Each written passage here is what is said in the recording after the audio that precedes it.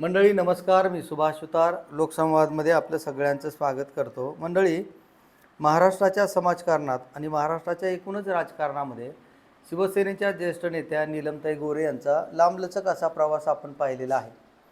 खरं म्हणजे महाराष्ट्र नीलमताईंना ओळखतो तो त्यांच्या आक्रमक भूमिकेमुळं आणि महिलांच्या प्रश्नावर त्यांची जी भूमिका नेहमीच आक्रमक राहिलेली आहे, त्यामुळं महाराष्ट्रात एक वेगळी ओळख निर्माण करण्यामध्ये नीलमताई गोरे या यशस्वी झालेल्या आहेत आणि त्यामुळं विधिमंडळात त्यांना अनेकदा काम करायची संधी मिळाली।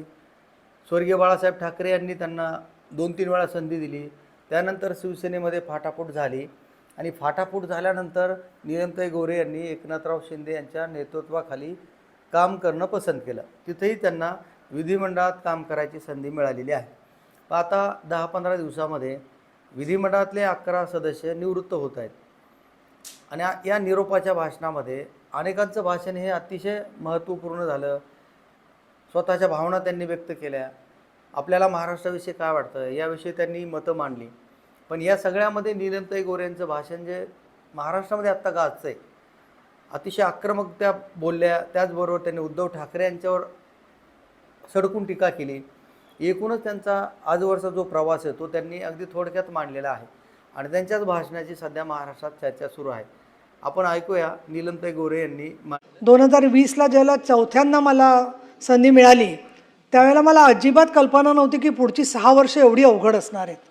कारण कोविड जस्ट सुरू झालेला होता, निवडणुका होतील की नाही अशी शंका होती आणि नंतरच्या काळामध्ये अधिवेशनच होणार नाहीत, काम करण्याच्या एवढ्या अडचणी येतील याची जाणीव नव्हती। आणि विशेष म्हणजे 2022ला जी विधान परिषदेची आणि राज्यसभेची निवडणूक झाली त्याच्यानंतर एवढं मोठं शिवसेनेत स्थित्यंतर होईल याचासुद्धा सुतरामसुद्धा मला कल्पना नव्हती। 24 वर्ष आतापर्यंत काम केलं। आमदार म्हणून काम करत असताना माननीय मी शिंदेसाहेबांचे आभारी आहे, फडणवीस साहेबांचे आभारी आहे। अनेक सदस्यांनी माझा उल्लेख केला। खरं सांगायचं तर इतक्या दिवसांचा विक्रम मी केला आहे मला शिंदेसाहेबांमुळे कळलं। कारण वर्ष कशी गेली आणि कसे दिवस गेले याच्यामध्ये एक एक टर्म म्हणजे त्याच्यात संजय शिरसाटी होते, शंभूराजे देसाई होते। 2002ला पहिल्यांदा मी ज्यावेळेला आमदार झाले त्यावेळेला हिंदू हृदय सम्राट शिवसेना प्रमुख बाळासाहेब ठाकरे होते, उद्धव ठाकरे होते, नारायण राणेसुद्धा पक्षात होते। त्यामुळे सगळ्यांचं त्याच्यात त्यांची चर्चा झाली आणि मला ज्यावेळेला मिळालं आमदारकी, आता सगळंच खोटं बोलणं पण बरोबर नाही आहे, पण प्रचंड विरोध होता, खूप विरोध होता। म्हणजे तो नंतर मला हळूहळू कळला आणि त्या विरोधाच्या मध्ये 2005मध्ये नारायण राणे साहेबांनी पक्ष सोडला। त्याच्यानंतर पोटनिवडणुका मी अगदी एक वाक्यामध्ये एक फेज घेते। म्हणजे मोठ्या साहेबांच्या भाषेमध्ये त्यांनी काय शब्द वापरला रंगशारदामध्ये तो सुद्धा माहिती आहे, आम्हाला लक्षात आहे। रंगशारदामध्ये मोठ्या साहेबांनी काय शब्द वापरला तोही आम्हाला लक्षात आहे। पण आता सगळ्याच तपशिलात मी जात नाही आहे। आणि त्याच्यानंतर एक पोटनिवडणुका सभापती महोदय, त्या पोटनिवडणुकांच्या मध्ये रामटेक, दर्यापूर, श्रीवर्धन, कणकवली, वडाळा सातत्याने पोटनिवडणुका आणि याच्यामध्ये माननीय शिंदेसाहेब, अनिल परब, मिलिंद नार्वेकर अनेक जण 30-40 दिवस बॅगा घेऊन उन्हामध्ये सगळ्या त्या पोटनिवडणुका जिंकण्यासाठी। आणि त्याच्यामुळे काय माहिती आहे का, तुम्ही किती प्रयत्न केलात ना तरीसुद्धा शिवसैनिकाचं जे मन आहे ते मन जे होतं ते बाळासाहेब आणि शिवसेनेबरोबरच होतं, आजही आहे आणि आजही आम्ही वर जाईपर्यंत आमचं मन शिवसेनेचंच राहणार। त्याच्यानंतर राज ठाकरे सोडून गेले, त्यानंतर आता परत एकत्र आले। कसं तुम्ही सहन करता, मला तुमच्या सहनशक्तीचं कौतुक वाटतं। 19 वर्ष वाया गेली या सगळ्यामधल्या काळात। त्याच्यानंतर 2008मध्ये परत मला आमदारकीची टर्म मिळाली। यामधल्या काळामध्ये महिला आणि सामाजिक न्यायाचे प्रश्न सोडवण्याबरोबर आम्ही त्यावेळेला विरोधी पक्षात होतो आणि माननीय शिंदेसाहेब, माननीय सुभाष देसाई हे सगळे विधानसभेमध्ये होते आणि विधानसभेमध्ये रोज ठाण्याहून आंदोलनाचा एक कार्यक्रम यायचा आणि त्याप्रमाणे बाहेर पायऱ्यांवरती आणि चौकाच्या बाहेर आंदोलनं व्हायची आणि सभागृहामध्ये काम कसं करायचं याची खूप ओढाताण करायला लागायची। कारण अतिशय आम्ही कमी संख्येने होतो। खडसे साहेब होते विरोधी पक्षनेते, नंतर रामदास कदम त्यांच्या आधी होते आणि या सगळ्या विरोधी पक्षाची सवय आम्हाला चांगली झाली होती. रामभाऊ आपणही होता 2014पर्यंत, आणि शिवसेना भाजप यांचा चांगल्यापैकी समन्वय होता त्या काळात सुद्धा. असायचे राजदंड पळवण्याच्या वेळेला सुद्धा ते होते, हे आम्हाला माहिती आहे. राजदंड पळवतानाही ते होते, हे सगळ्यांना आम्हाला माहिती आहे. म्हणजे शिवसेना भाजपमध्ये आज आता केते साहेबांना मी पाहते तर पांडुरंग फुंडकर साहेबांची मला आठवण होते की त्यामध्ये विरोधी पक्षनेता हा शिवसेना भाजप मिळून दोघांना बोलायची संधी देत होता.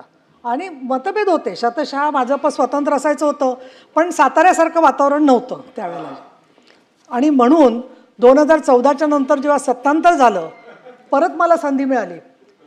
खूप लोक वाट बघत होते, मी नावं घेत नाही, की आता तरी जाईल मी घरी, कायमची पक्षातून कधी सोडून जाईन. आणि काय माहिती आहे का, प्रत्येक पक्षाची वेगवेगळी कार्यप्रणाली असते. पण मी काही लोकांची कार्यपद्धती अशी पाहिली प्रवीणजी, तुम्ही शिवसेनेत होता, की दुसऱ्या माणसाला असा त्रास द्यायचा की तो कसा सोडून जाईल त्याच्यात मास्टर माइंड आहेत लोक बरेचसे, की बरोबर त्याच्या वाढदिवसाच्या आदल्या दिवशी त्याचं पद काढायचं. त्याच्यानंतर सभागृहामध्ये तर मी अनुभव घेतला काही वेळेला, ते थोर लोकांची मी आभारी आहे खूप. पण मला एकदा सांगितलं की तुम्ही नीट तयारी करा, महिला धोरणावर बोलता येईल. आणि मी खरंच तयारी करून बसले. आणि जरा सभापती आले आणि सांगितलं त्यांनी की आजचं कामकाज संपवायचं आमचं गटनेत्यांच्या मिटिंगमध्ये ठरलं आहे. तेव्हा मला गटनेत्यांच्या मिटिंगचं लक्षात आलं की कुठल्याही सभासदांना काम संपवायचं हे न सांगता जो गटनेता सभापतींना परस्पर भेटून काम संपवून टाकतो तो गटनेता. त्याच्यानंतर मग परब साहेब मी हळूहळू का हुशार झाले, त्याला एक पक्षश्रेष्ठींचं महत्त्व होतं.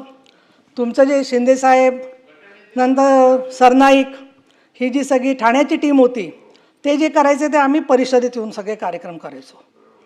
हे सगळं करत असताना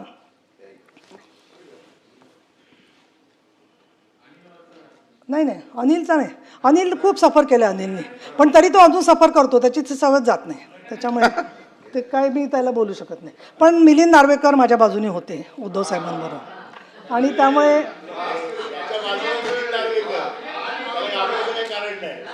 नाही मुळात एक असं आहे, मोठ्या साहेबांचं आणि उद्धव साहेबांचंही लक्ष होतं.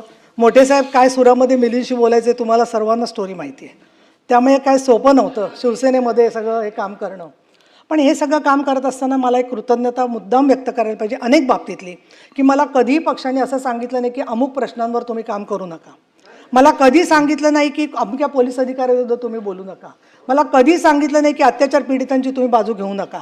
इतकंच नव्हे तर पुण्यामध्ये काही भूखंड माफिया होते की ज्यांनी वेगवेगळे भूखंड पळवले होते आणि जे आता एका पक्षाचे अध्यक्ष आहेत, अशा माणसाच्या विरोधात सुद्धा मी उभे राहिले, तर मला कायम सहकार्यच मिळालं.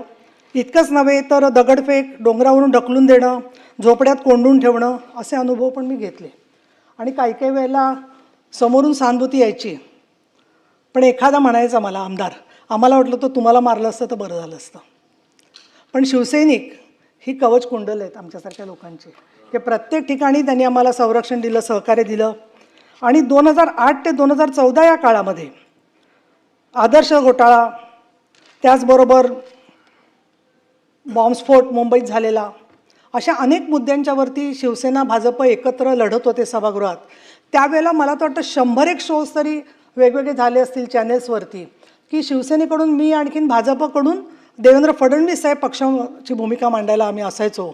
आणि खूप मोठ्या प्रमाणात प्रवक्ता म्हणून सुद्धा मला काम करता आलं. हे सगळं काम करत असताना 2014च्या पर्यंत आणि आत्तापर्यंत 98, 2004, 2009, 2014, 2018, 2024 अशा 6 लोकसभा आणि विधानसभा निवडणुका आणि त्याचबरोबर महानगरपालिका निवडणुका याच्यामध्ये पक्षाच्या प्रचाराचं आणि प्रवक्ता म्हणून मी काम केलं. काही मोठ्या साहेबांच्या सभांना उपस्थित राहता आलं. अक्षरशः रोमांचकारी असं वातावरण असायचं. संभाजीनगरच्या सभा संजयजी शिरसाट तुमच्या लक्षात आहेत आपल्या सगळ्यांच्या, की ज्याच्यामध्ये अगदी संपूर्णपणाने एक प्रचंड असं मैदान भरलेलं असायचं लोकांनी.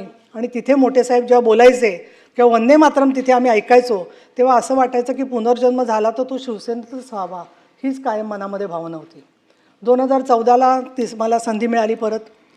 त्यावेळेला विधानसभेमध्ये निवडणुकीच्या शेवटच्या क्षणापर्यंत शिवसेना भाजपची युती होती, परंतु शेवटच्या क्षणी खडसे साहेबांनी जाहीर केलं की युतीचा पोपट मेला आणि आम्ही स्वतंत्र निवडणुका लढलो.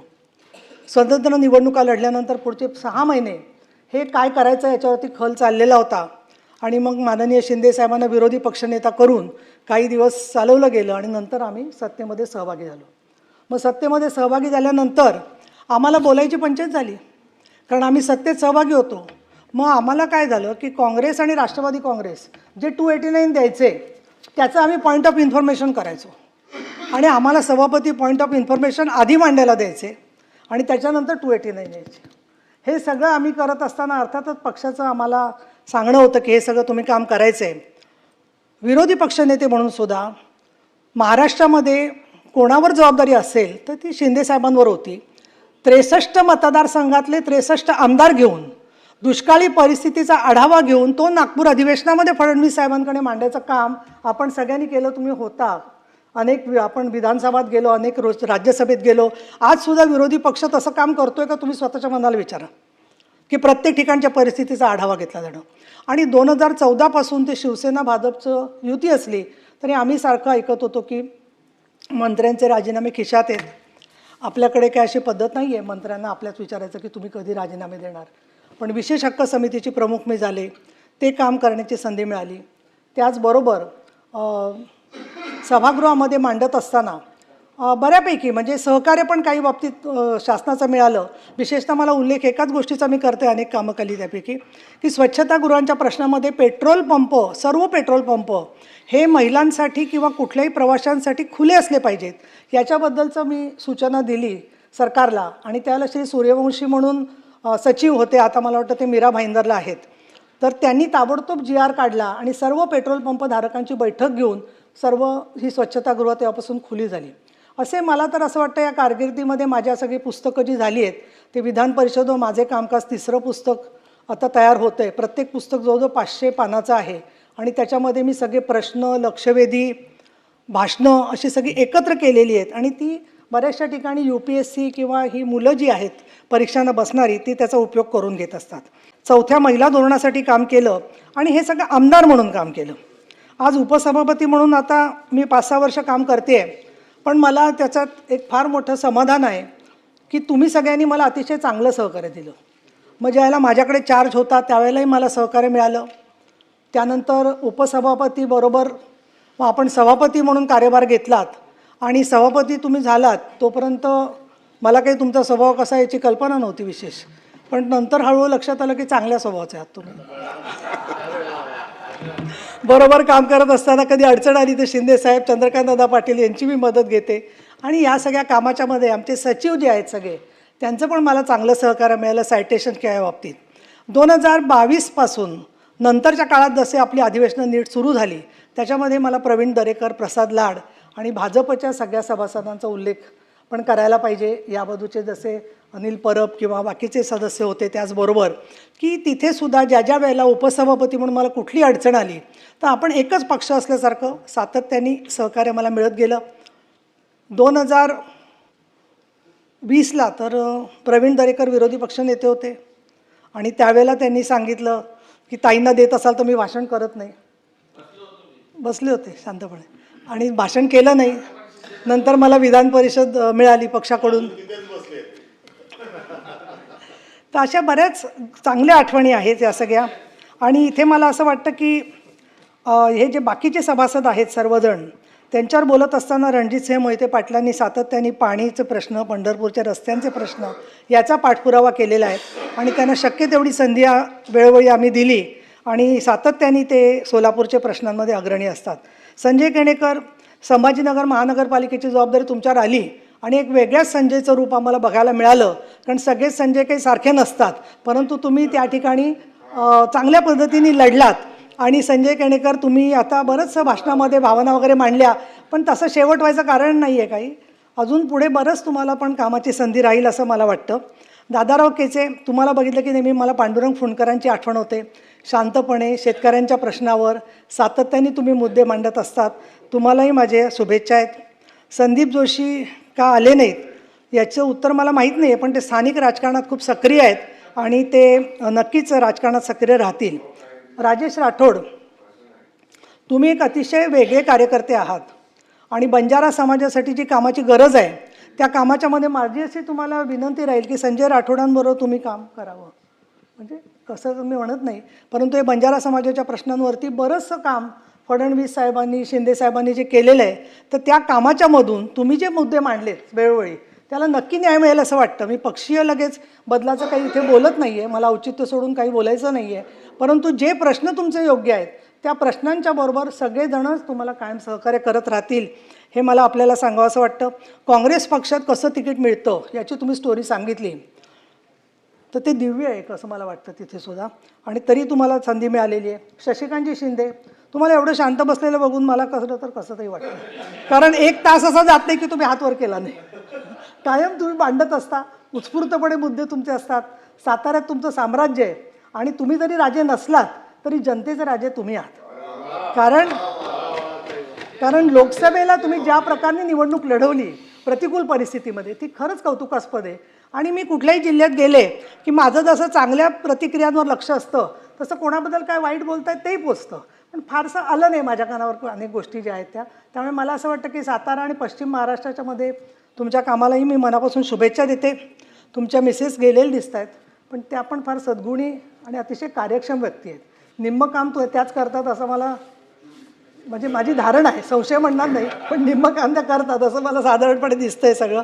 त्यामुळे त्यांनाही मी शुभेच्छा देते.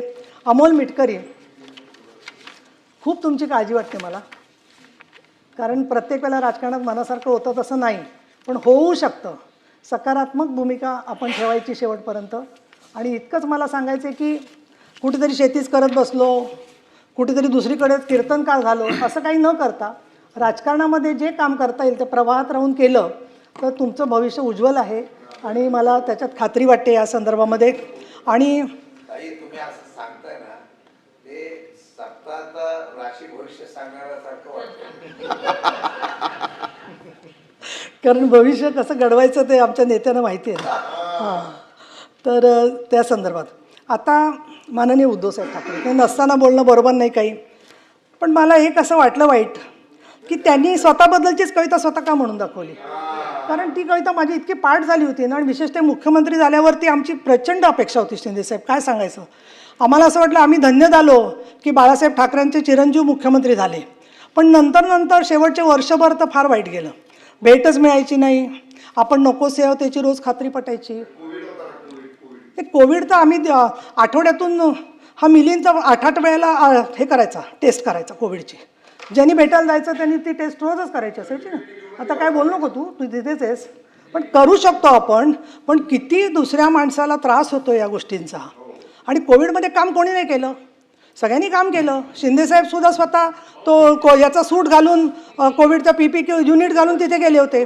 तुम्ही प्रत्येकजण काम करत होता ना, बाकी सगळे लोकही काम करत होते. पण मला सगळ्यात वाईट या गोष्टीचं वाटलं की त्यांनी ती कविता वगैरे लिहिली, चांगलं केलं, पण अधिकाऱ्यांशिवाय ते भेटत कोणाला होते. आणि काय आता काही गोष्टी बोलायच्या नाहीत. त्यांनी ती कविताशी त्यांनी ती वाचली शेवटची की मला कोणी समजून घेतलं नाही म्हणून. तर मला काय वाटतं की एवढे मोठे प्रश्न असताना मोठे साहेब होते, त्यांना प्रश्न नव्हते का?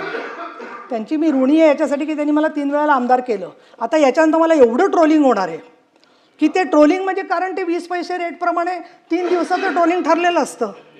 ते 3 दिवस होतंच ट्रोलिंग, आणि त्याच कॉमेंट्स हो परब साहेब. काहीतरी माझं म्हणणं नवीन काहीतरी शोधून तरी घालायला पाहिजे त्यांनी. तेच सगळ्यामध्ये की आपल्याला खरातला पकडायचं आहे, बरोबर आहे, पण त्याच्यासाठी काही पे निघाय काही पे निशाणा बरोबर नाही आहे प्रत्येक वेळेला बोलणं. बरं, प्रत्येक वेळेला ते असंच बोलतात, टोमणे मारतात, त्याच्यानंतर काहीतरी त्याच्यातून काढतात, आणि त्यांची आता कविता नाही, आता प्रश्न काय झाला माहिती आहे का? नाही, त्यांनी परत यावं. मला काय वाटतं, ते परत आलं तर मला असं देवाकडे मी रोज प्रार्थना करते की रोज ऐकून थोडे तरी जास्त माणसांना भेटायला लागतील. ते नाही, ते देव माझी प्रार्थना ऐकतच नाही. माझ्या मनावर काय अवलंबून आहे, ते कोणाचं ऐकतात ते तुम्हाला माहिती आहे, त्या व्यक्तीला सांगा तुम्ही, दुसरं कोण सांगा. हे पहा, मला साधी गोष्ट अशी वाटते, माझी भूमिका जी आहे ती लख पडला प्रकाश दिवट्या मशालीचा, गोंधळाला उभा गोंधळी भवानीचा, मीपणाचा दिमाख तुटला, अंतरंगी आवाज उठला, ऐरणीचा सवाल सुटला. या कहाणीचा आम्ही शिंदेसाहेबांबरोबर काम करायचा निर्णय घेतला. तिथेच आम्हाला प्रश्नांची उत्तरं मिळाली. एक दुसरं मला असं सांगायचं आहे की सवंगडी सोडून गेले, आपल्या घरचा एखादा सेवक सोडून गेला तरी मी 2 दिवस विचार करते की आपलं काही चुकलं आहे का. 60 लोक 70 लोक सोडून जातात, हजारो जिल्हा प्रमुख निघून जातात, त्यांचा काहीच विचार का नाही मनामध्ये करत. आणि परत ते म्हणतात मला समजून घेतलं नाही. अहो तुम्ही त्यांना समजून घेतलं नाही म्हणून ते सगळे निघून गेले. हा एक त्याच्यामधला भाग मला वाटतोय. आणि दुसरं असं आहे की मला पूर्वी मी सांगायला नाव पण हरकत नाही, मला रामदास कदम साहेब पण एकदा बोललेले की यांचं असं असतं की विजय असला की त्यांचा असतो आणि पराभव असला तर आमचा असतो. ते मला मी कधी विजयाच्या मिरवणुकीला जात नाही. आता इतके झटले लोक महानगरपालिकेसाठी, पण त्याच्या कमिट्या करताना यांना एक शब्दांनी सुद्धा विचारलं नाही. ती पद्धतच आहे. शेवटी कसं आहे की किती प्रमाणामध्ये सहन करायचं याची प्रत्येकाची मर्यादा ठरलेली आहे. मला तर असं वाटतं की अनेक वेळेला अनेक लोक शेवटी आजारी पडतात, त्यांना काही काय होतात गोष्टी, आणि तरी ते सहन करत राहतात. दुसरा महत्त्वाचा भाग असा आहे की आपल्याला कंटाळा येतो ना राजकारणाचा, तर मग त्याच्यामध्ये सत्तेच्या संदर्भात एवढं तरी आपल्याच घरच्या लोकांनी बघावी सत्ता असं कशाला आग्रह धरायचा. एका शिवसैनिकावरती जबाबदारी टाकावी त्यांनी, असं माझं त्या ठिकाणी सांगणं आहे इथे. आणि मी असं म्हणेन या संदर्भामध्ये की सगळं मला काळजी या गोष्टीची वाटते की मध्यंतरी इंडस्ट्रीजचे काही लोक सांगत होते की त्यांना असं वाटते की शिवसेना एवढ्या का झाल्यात, राष्ट्रवादी एवढ्या का झाल्यात, आणि म्हणून कुठली तरी शिवसेना संपवून टाकायची, कुठली तरी शिवसेना संपवून टाकायची, कुठली तरी राष्ट्रवादी संपवून टाकायची, असा विचार काही लोकांच्यामध्ये सातत्याने चाललेला आहे. आणि अशा वेळेला शिकस्त करतोय आम्ही प्रत्येक बाबतीमध्ये सहकार्य करण्याची. आणि म्हणून मी तर असं म्हणेन आयुष्याला द्यावे उत्तरं, अशा पद्धतीने जगावं. आज जे काही अतिशय सुंदर शब्द वापरले, मी ऋणी आहे फडणवीस साहेबांची, शिंदे साहेबांची. आणि अजून जी काही संधी मिळेल तर त्या संदर्भामध्ये शेवटी पक्ष शेवटी जी जबाबदारी टाकतील ती स्वीकारायची असते. त्यामुळे असे जगावे दुनियेमध्ये आव्हानाचे लावून अत्तरं, नजर रोखुनी नजरेमध्ये आयुष्याला द्यावे उत्तरं.